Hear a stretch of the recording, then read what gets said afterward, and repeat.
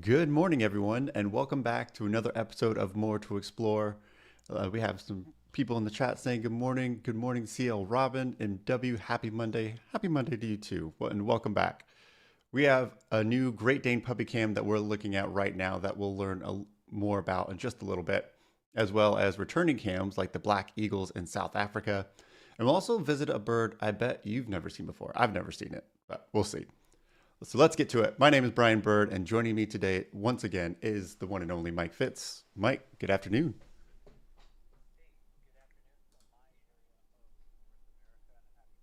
Here once again. And if you're new to Explode.org, welcome to the community. And of course, welcome back to all of our longtime viewers. We are the world's largest live nature cam network with about 190 live cameras all over the world. We are live, Brian and I, here right now. So if you have comments or questions for us, drop those in the chat sections, whether you're watching on Explode.org or on YouTube. We'll be looking for those during the broadcast today. And you can also let us know what cams you have been watching or look forward to watching this week. So you can drop those comments in the chats as well. Brian, this is one of the cams that I have been watching a lot last week because it does seem to be puppy season on Explode.org. Definitely. It's been quite a busy time. Yeah, for this proud mother for sure. So last week we welcomed a new partner to the community on Explode.org, and that is Northeast Canine, which is a nonprofit that specializes in breeding and training Great Danes to support veterans and first responders. So these are service dogs, future service dogs. And when the cam went live, we were greeted by footage of a female Great Dane named Rosie, who was very pregnant. So this is her not that long ago, but a few days later, on March 6th, to be precise, Rosie gave birth to 7 puppies who are named Clover, Angus, Maeve, Fergus, Jameson, Lucky, and Guinness. I guess the theme there was Irish because it was close to St. Patrick's Day. Rosie is still adjusting to her role as a mom, and her puppies are just beginning their journey as companions and helpers for people in need. And I'm looking forward to watching their progress, Brian. But that's not the only litter of future service dogs on Explode.org right now. Yeah, same. And not too far in Connecticut, 2 new litters of future service dog enter the world at the Educated Canines Assisting with Disabilities, or ECAD. ECAD is a nonprofit that has trained and placed more than 350 service dogs nationwide. So Mike, would you like to introduce these puppies? Yeah, so there's a black lab named Bertha that gave birth to a litter of 8 puppies, including 6 males and 2 females. And then the other litter on the ECAD cams right now is from a mother who is named Fig. She has 2 males and 1 female. And Fig's puppies are also slated to become the veggie puppies. So I read that in the description on Explode.org, and I was like, what the heck is a veggie puppy? Is that some sort of like service dog slang or a type of service dog that I just don't know? I was actually thinking way too literally, Brian. Turns out they're probably just going to have veggie themed names. So maybe one will be named Carrot or whatever. I don't know if you can lobby ECAD or not. But anyway, don't look at these things as literally as I do. But once these pups are old enough, if you want to see part of the training process for these and other future service dogs, ECAD also live streams their service dog training sessions every Wednesday from 10:30 to 11:30 a.m. Eastern time. So that's something to check out if you want to learn more about that process. Yeah, definitely check it out. And on our next More to Explore, we're aiming to include interviews about the future service dog at Northeast Canine. So definitely be sure to check that out. And moving from dogs, I'm focused on stories from another group of vertebrates that are favorites to people around the world. Yeah, remember on our last episode of More to Explore, we invited everyone to watch sandhill cranes on the Platte River. Well, there weren't many cranes then, but there's a lot of cranes now. The cranes are back, and the morning flights have been amazing. I was watching this morning. The Platte River in Nebraska is one of the most important maybe the most important migratory stopover site for sandhill cranes on their journey between their wintering areas in the continental United States and their summer breeding grounds in the northern part of the United States and farther north.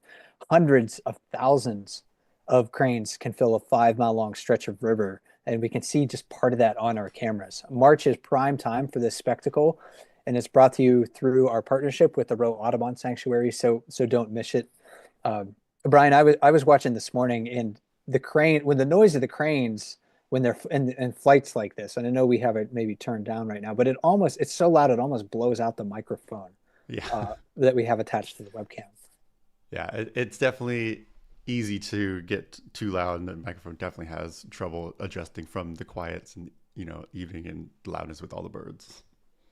Yeah, so don't miss this. Really check it out. Put and have the audio up if you have that ability to listen to it through your computer or your device, whatever you happen to be using. It's really a wonder of nature to see this many large birds in such a small area.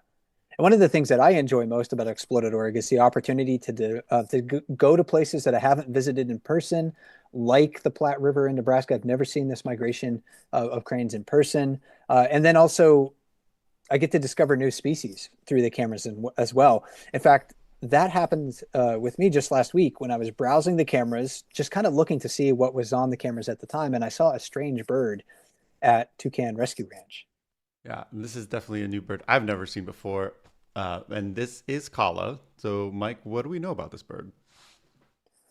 Yeah, this is a great Potoo. At least that's how my dictionary says you should pronounce that word. It's spelled Potoo, but it's a great Potoo. This is a nocturnal bird of humid and semi-humid forested habitats in Central and South America. So you can find it from Costa Rica down to like maybe southern Brazil, northern Argentina. When I first saw this bird on the webcam, my first thought was that it resembled a type of nightjar. So in North America, maybe if you're a birder, you might be familiar with those. Those are birds such as whippoorwill, chuck-will's widow, poorwill, nighthawks, those types of birds. Petoos, however, are something different. They're in a separate order of birds. So calling them a nightjar would be like mistaking an oak tree for a cherry tree. And trust me when I say that no respectable oak would want to be confused with a cherry tree and vice versa. So don't insult them with that. Know your trees. That's coming from a big tree nerd. Trying to encourage everybody out there to get to know your trees a little bit better. But the Petoos, they live a fascinating life, and they're nocturnal aerial insect hunters mostly. But great Petoos can even eat small bats, I've read. Really? So they're opportunistic in that sense. And Brian, I don't know if you have a clip, but we've been able to see this bird yawning from time to time as well. And the gape on its mouth is really big. So it's not like a little, songbird where, they can just kind of nibble on small insects. This bird can take down some quite sizable prey when when it has that opportunity. But during the day, they hide by doing their best impression of a broken branch. You can see the modeling color of their feathers, which resembles bark that is speckled with flecks and smears of lichen. So they blend in really well with their environment. Yeah, that's There it. we go. There's my own. That, again, they could fit a lot down that gullet. So they have quite a large mouth there. A Toucan Rescue Ranch is an animal rehab center where non-human patients are given 24/7 veterinary care. And this Potoo is currently captive, and I think they're maybe looking to rehab it to survive in the wild on its own. We were looking for more to this individual story to share with you. We didn't get it before broadcast time today, but we'll try to find out more information about this, and hopefully you can look for that in a featured comment on this camera when you're watching it on Toucan Rescue Ranch. So a lot of their work, of course, focuses on treating injured and orphaned sloths, but they will care for other species that need a helping hand. Awesome. I love seeing new species, but we're also excited to welcome back another cam from South Africa. The black eagle cam is returning. Right. Yeah. A lot of people are commenting and have been watching the eagles in North America, but we want to bring in a different species from Africa. So it's been a while since we've discussed African black eagles on More to Explore. This year, we're able to observe a nesting pair in the Saladi Game Reserve. African black eagles are also known as the Verreaux's eagle. rose eagle, excuse me, they primarily inhabit eastern and southern Africa. Bonded pairs sometimes hunt together, especially for hyrax, with one eagle distracting the prey and the other focusing on a surprise attack. They are in the same genus as golden eagles, too. So if you are familiar with them, then you might see some physical similarities in African black eagles. This pair last fledged a chick in 2023. They laid 2 eggs in May of that year and one hatched, and that eaglet left the nest in October.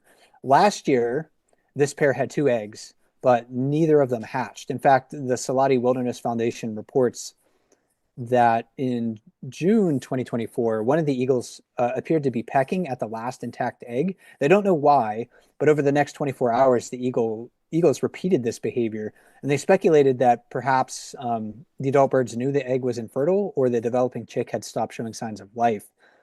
Like so many animals, their reproductive efforts don't always result in success, and they can display behaviors that seem confounding from a human perspective.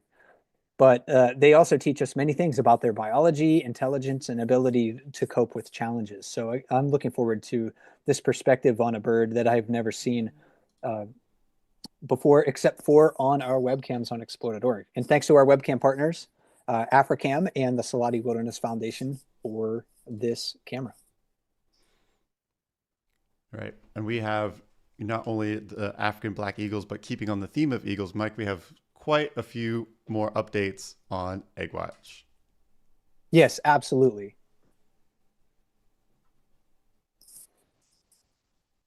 This is the March 10, 2025 edition of Egg Watch on Explore.org. Let's start with our Decorah North Nest in Decorah, Iowa, with Mr. North and DNF. They first laid an egg on February 11. The second egg was laid on February 14. They had a visitor in the nest recently. A subadult bald eagle came down and was picking at some leftovers until it was driven away by Mr. North while the female was incubating and trying to protect her egg. So a bit of drama there. But we should be on hatch watch for this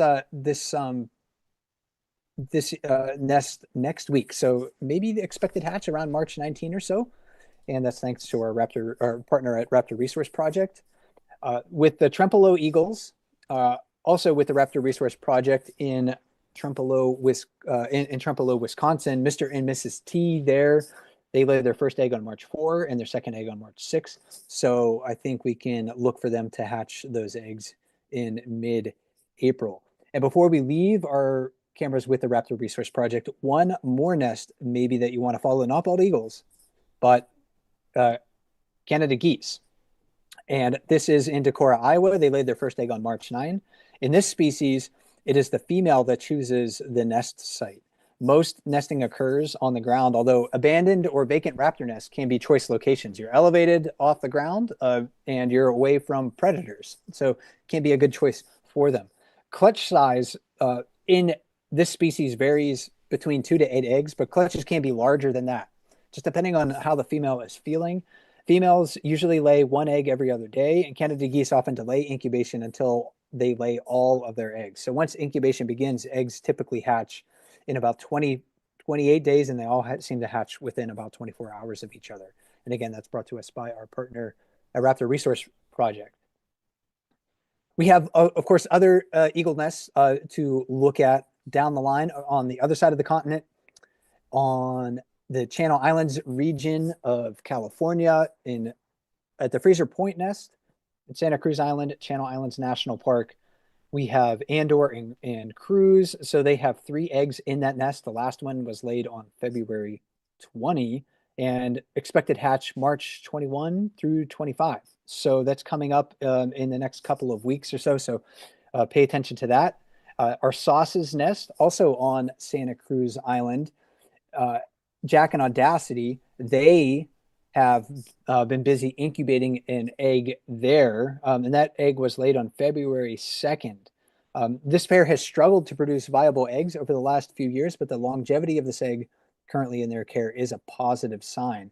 And we're on hatch watch for that nest right now. So if I did my math right, we could expect to hatch today or within the next few days. So I know a lot of us are rooting for Jack and Audacity at the Sauce's nest.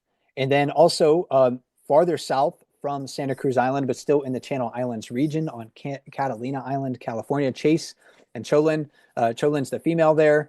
First egg laid on that nest just yesterday, so on March 9. And these are both older eagles who spent part of their lives in captivity. Chase is the offspring of captive eagles at the San Francisco Zoo and was fostered on the West End nest on Catalina Island in 1998, believe it or not. In that same year, Cholin was an egg on Catalina Island's West End territory, and she hatched in the San Francisco Zoo and was fostered in the Pinnacle Rock Nest on Catalina Island. So very experienced birds out there on the Two Harbors nest. One final nest, though, from the West End nest in Catalina Island, California. Macayo is there with an unidentified female currently. Lots of drama on this territory so far this year. Both of the previous resident birds have been displaced. So Macayo's new to this territory this year. Thunder, who was the resident female there, had bonded with Macayo. They probably produced at least one egg there, but Thunder was displaced by an unidentified female on February 28 or thereabouts. And Macayo continued to incubate Thunder's egg in the nest, but a raven took that egg when he left the nest on March 2nd. So there are currently no eggs in the nest that I know of. It remains to be seen whether this nest will be part of our Egg Watch segment on our next More to Explore. But I do want to thank our partner at the Institute for Wildlife Studies for helping to bring these cams to us. Finally, Brian, in Egg Watch, one more bird to talk about we're going to add to our list, our growing list of nests to watch, and that's Peregrine falcons. So congratulations to Bo and Barb on their first egg of the year. They laid it in the early morning hours of March 10th, so just this morning. We couldn't see it on the cameras. It was too dark, but she ended up laying her first egg of the year. Last year, this pair laid 5 eggs, which is unusual for peregrine falcons. Usually they don't lay that many eggs, but she was feeling pretty fecund last year, had 5 eggs. We don't know how many eggs that she'll lay this year, but it could be anywhere from 1 to 4 typically. And last year they did a really great job of raising all of their iasses, which survived. 4 of them survived to fledge out of those 5 eggs. And incubation in this species lasts about 30 days or so. So we can maybe look for this first egg to start hatching on April 9 or so. And thanks to our partner at the Chesapeake Conservancy for that. I know lots of people have been talking about all of the eagle eggs that they want to watch. Lisa P has been, mentioning she's been watching all of the eagle eggs. Other people have been commenting on that as well. So yeah, it's definitely a center of attention at this time of the year. We'll be following these nests in the coming weeks and others, including more peregrine falcons, hopefully ospreys, owls, wading birds, such as great blue herons and spoonbills and other types of herons and more. So be sure to go to explore.org anytime to watch the devotion of these birds to their eggs and offspring. Very cool. And other than all of the bird action, we also have some other live shows coming up as our regular programming. We have tomorrow, we have the AfriCam show, if you feel like going on a live virtual safari. And don't forget that we did spring forward, so the new time will be at 7 a.m. Pacific, 10 a.m. Eastern. And then on Thursday, we have our Wild Moment show, also produced from South Africa, where we see all the greatest clips from the, all the AfriCam cameras. And also, we would love to hear from you. We created this forum so anyone can ask questions about the wildlife that you see on explore.org, or if you have questions about Explore in general. Or if you just want to share a moment you caught on the cams, let's get the conversation started by sharing in this forum. And if you're viewing on YouTube, the link is in the description of this video. And if you're in the chat, a helpful moderator will share the link. Yeah, we've received some great suggestions already, including requests for more interviews, which we wanted to do this week, but we weren't able to due to scheduling conflicts. We weren't quite able to get those involved. But we're going to have, I think, at least 2 interviews for our next More to Explore show to share People have also been wondering about like hawks and falcons and how they might differ from birds that we commonly feature, such as eagles. So I'm looking for ways to maybe incorporate that information. People have been wondering about the return of segments like neighborhood nature, and I'd like to do that as well. I didn't have time for it this week, Brian, but I was out just in my neighborhood forest following some lynx tracks yesterday, and I thought that would be a cool story to tell everybody. So they're the largest cat currently in the state of Maine right now, and they're currently endangered in the state as well. So Oh, it's wow. always fun when I get to see a pair of prints running through the forest. And I'm looking forward to reading about other suggestions that people might have as well, especially if there's a moment that people saw on the cams that you want us to highlight. Hey, Mike, I saw this strange thing. Can you talk about it? I'd be happy to try to fit that into a program in the future. And definitely. And again, for neighborhood nature, if you have any critters in your neighborhood that you'd like to share, use this form as well. And finally, today, don't forget that you can contribute in a meaningful way to the Impala Hippo study. Yeah, we talked about this during our last show, and we want to promote it one more time because it's a really cool thing that you can participate in. So if you want to participate in some community science, you can do it on the Impala cams right now. One of the ways that elephants communicate is through vibrations. So they make noises that travel through the ground that they can feel and sense, and that probably tells them something about what other elephants in the area are doing, even if they can't see them or hear them through their ears. They can kind of feel them through their feet. So these vibrations really can be sensed best by humans and recorded by us through seismometers.